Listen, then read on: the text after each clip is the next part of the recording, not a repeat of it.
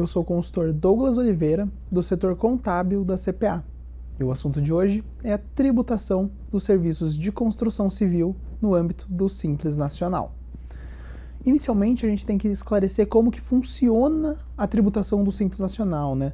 Nós vamos ter a tributação conforme o anexo de tributação da Lei Complementar número 123 de 2006, ou na Resolução CGSN número 140 de 2018, em relação às atividades, né? As atividades exercidas pelas empresas. Aí nós vamos ter o artigo 18 da Lei Complementar e o artigo 25 da Resolução, que vão aplicar cada atividade para cada anexo, né?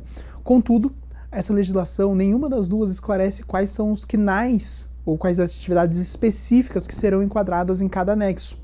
Isso acaba trazendo algumas dificuldades para a gente enquadrar essa atividade. Algumas atividades acabam sendo ambíguas, podendo ter mais de um enquadramento possível. Dentro desse rol de atividades que são ambíguas, né, de difícil enquadramento, nós vamos ter a construção civil, porque o texto legal ele acaba abordando o serviço de construção com enquadramento no anexo 4 do regime. Então, no anexo 4 do Simples Nacional estão os serviços de construção.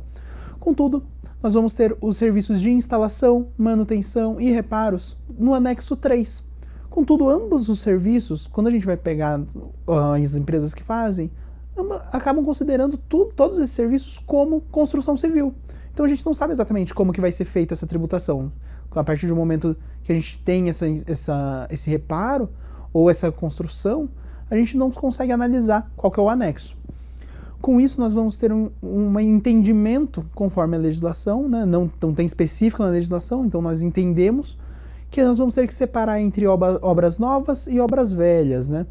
Então nós vamos ter como obras novas aquela na qual há efetiva construção de algo novo, partindo apenas do projeto, né? Como por exemplo, a gente vai ter levantar um prédio, fazer uma ponte, né? Erguer uma ponte em um local em que não havia nenhuma construção. Nesse caso, a gente vai tratar como uma construção, como uma obra nova.